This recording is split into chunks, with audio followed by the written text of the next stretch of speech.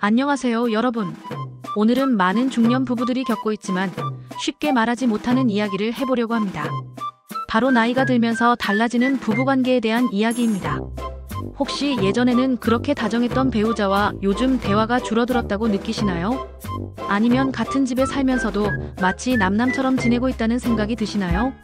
혼자만 그런 게 아닙니다. 잠깐 영상을 끄지 마세요. 지금부터 3분만 더 들어보시면 결혼 40년 차 부부가 어떻게 신혼 때보다 더 깊은 사랑을 나누게 되었는지, 그리고 나이가 들수록 더욱 중요해지는 그것이 무엇인지 모든 비밀을 공개해 드릴게요. 실제로 제가 상담한 한 부부는 결혼 35년 만에 처음으로 서로의 진짜 마음을 알게 되었다고 하셨습니다. 68세와 65세의 나이에 말이에요. 그 계기가 된 특별한 대화법이 무엇인지 궁금하시죠?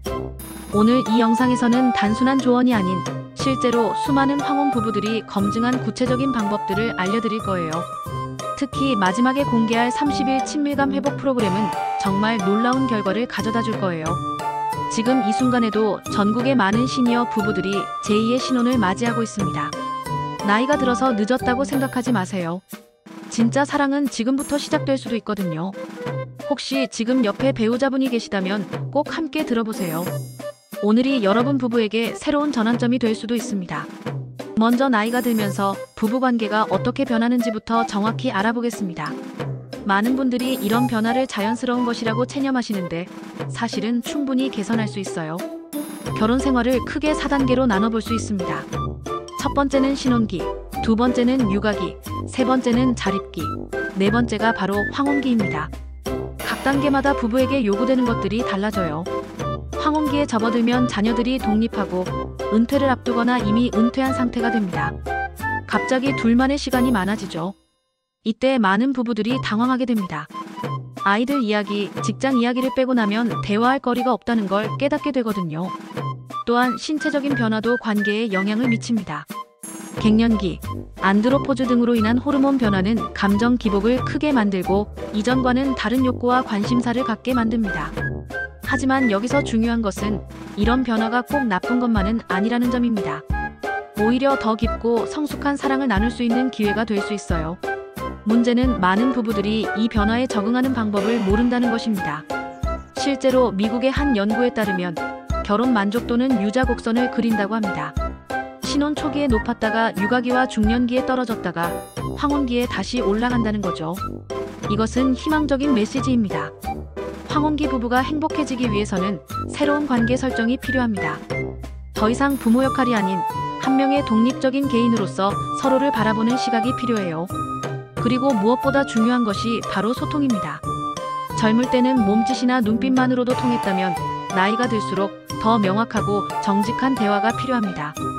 이제 나이가 들수록 왜 대화가 더욱 중요해지는지, 그리고 어떻게 해야 효과적으로 소통할 수 있는지 알려드리겠습니다. 먼저 황혼기 부부에게 대화가 중요한 이유를 설명해 드릴게요. 젊을 때는 함께하는 활동들이 많았습니다. 데이트도 하고 아이들 키우느라 바쁘고 각자 일도 있고 말이에요. 그런데 나이가 들면 이런 외부 활동들이 줄어들면서 서로에게 더 집중하게 됩니다. 이때 대화가 부족하면 서로가 낯선 사람처럼 느껴질 수 있어요. 반대로 깊이 있는 대화를 나누면 젊은 시절보다 훨씬 더 깊은 유대감을 형성할 수 있습니다. 효과적인 대화의 첫 번째 원칙은 경청입니다. 나이가 들수록 자신의 이야기를 하고 싶어하는 욕구가 강해집니다. 하지만 먼저 상대방의 이야기를 들어주세요. 그냥 듣는 것이 아니라 진심으로 관심을 갖고 들어보세요. 상대방이 이야기할 때는 스마트폰을 치우고 TV를 끄고 눈을 마주보면서 들어주세요. 그리고 중간중간 고개를 끄덕이거나 "아, 그래. 그랬구나" 같은 반응을 보여주세요. 두 번째 원칙은 감정을 표현하는 것입니다. 특히 남성분들이 어려워하시는 부분인데 나이가 들수록 감정 표현이 더욱 중요해집니다. 고마움, 미안함, 사랑, 걱정 등의 감정을 솔직하게 말로 표현해보세요. 고마워, 미안해, 사랑해 이런 말들이 부끄럽다고 생각하실 수도 있지만 황혼기 부부에게는 이런 표현이 정말 소중합니다. 남은 시간이 많지 않다는 걸 서로 알고 있기 때문이에요. 세 번째 원칙은 과거보다는 현재와 미래를 이야기하는 것입니다. 물론 추억을 공유하는 것도 좋지만 너무 과거에만 매달리면 현재의 관계 발전에 도움이 되지 않아요. 대신 오늘 어떤 기분인지, 앞으로 뭘 하고 싶은지, 함께 가고 싶은 곳은 어디인지 이런 이야기들을 나눠보세요. 특히 함께 할 수 있는 계획들을 세우면 관계에 활력이 생깁니다. 네 번째 원칙은 작은 일상을 공유하는 것입니다. 거창한 이야기가 아니어도 괜찮아요. 오늘 본 드라마 이야기, 동네에서 만난 사람 이야기, 맛있게 먹은 음식 이야기 등 사소한 일상을 나누는 것이 관계를 더욱 끈끈하게 만듭니다. 마지막으로 갈등 상황에서의 대화법도 중요합니다. 나이가 들수록 서로의 고집이 세져서 작은 일로도 큰 다툼이 벌어질 수 있어요. 이때는 문제가 아닌 감정에 초점을 맞춰서 대화해보세요. 이제 일상에서 바로 실천할 수 있는 친밀감 증진 방법들을 알려드리겠습니다. 이 방법들은 실제로 많은 황혼기 부부들이 검증한 효과적인 방법들입니다. 첫 번째는 매일 대화하는 시간을 정해두는 것입니다. 하루에 30분이라도 좋으니까 서로만의 대화 시간을 만드세요. 이때는 다른 모든 것을 중단하고 오직 둘만의 시간을 갖는 거예요. 대화 주제가 없다고 걱정하지 마세요. 간단한 질문들부터 시작하면 됩니다. 오늘 하루 중 가장 좋았던 일은 뭐야? 요즘 관심 있는 일이 있어? 어렸을 때 꿈이 뭐였는지 기억나? 이런 질문들로 시작해보세요. 두 번째는 함께하는 새로운 활동을 찾는 것입니다. 새로운 취미를 함께 시작해보세요. 요리, 정원 가꾸기, 사진 찍기, 산책, 춤 등 뭐든 좋습니다. 새로운 경험을 함께하면 자연스럽게 대화거리도 생기고 친밀감도 높아져요. 특히 추천하고 싶은 것은 함께 여행을 계획하는 것입니다. 멀리 갈 필요도 없어요.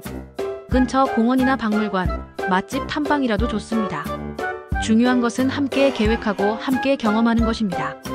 세 번째는 스킨십을 늘리는 것입니다. 성적인 스킨십뿐만 아니라 일상적인 접촉도 중요해요. 손잡기, 어깨 주무르기, 포옹하기 등의 따뜻한 접촉이 옥시토신이라는 유대감 호르몬을 분비시킵니다. 아침에 일어날 때 안아주기, 외출할 때 볼에 뽀뽀하기, TV 볼 때 어깨를 기대게 해주기 등 작은 스킨십들을 늘려보세요. 처음에는 어색할 수도 있지만 점점 자연스러워질 거예요. 네 번째는 감사 표현하기입니다. 매일 서로에게 고마운 점 하나씩을 말해보세요. 아침에 일찍 일어나서 밥 해줘서 고마워, 아프다고 하니까 약 사다 줘서 고마워, 이런 작은 것들이라도 말로 표현해보세요. 다섯 번째는 서로의 변화를 인정하고 격려하는 것입니다. 나이가 들면서 외모도 변하고 성격도 조금씩 변할 수 있어요. 이런 변화를 탓하기보다는 서로를 격려하고 지지해주세요.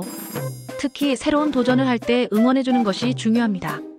배우자가 새로운 취미를 시작하거나 공부를 하려고 할 때 적극적으로 도와주고 격려해주세요. 여섯 번째는 혼자만의 시간도 존중하는 것입니다. 친밀하다고 해서 24시간 붙어있을 필요는 없어요. 서로의 개인적인 시간과 공간을 존중해주는 것도 건강한 관계를 위해 필요합니다. 지금까지 황혼기 부부의 친밀감을 높이는 다양한 방법들을 알려드렸습니다.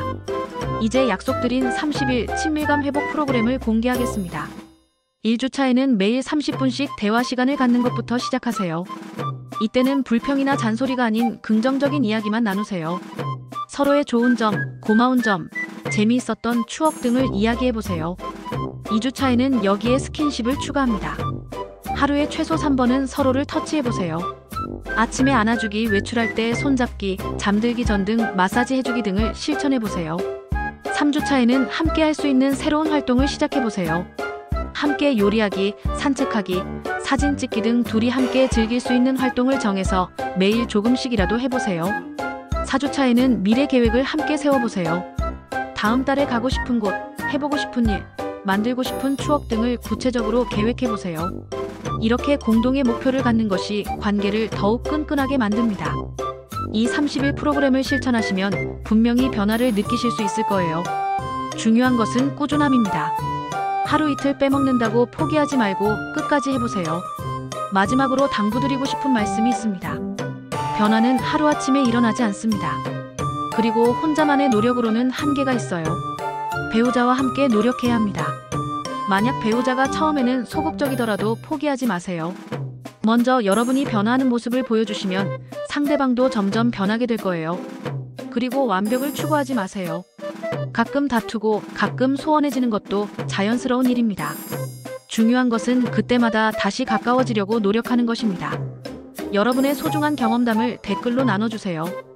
어떤 방법이 효과적이었는지, 어떤 변화가 있었는지 들려주시면 다른 분들에게도 큰 도움이 될 거예요. 다음 영상에서는 시니어 건강관리에 대해 다뤄보겠습니다. 구독과 좋아요, 알림 설정도 잊지 마세요. 여러분 모두 행복하고 따뜻한 황혼을 맞이하시길 바랍니다. 나이가 들수록 더 깊어지는 사랑, 그것이 진짜 사랑입니다. 함께 만들어가 봅시다. 감사합니다.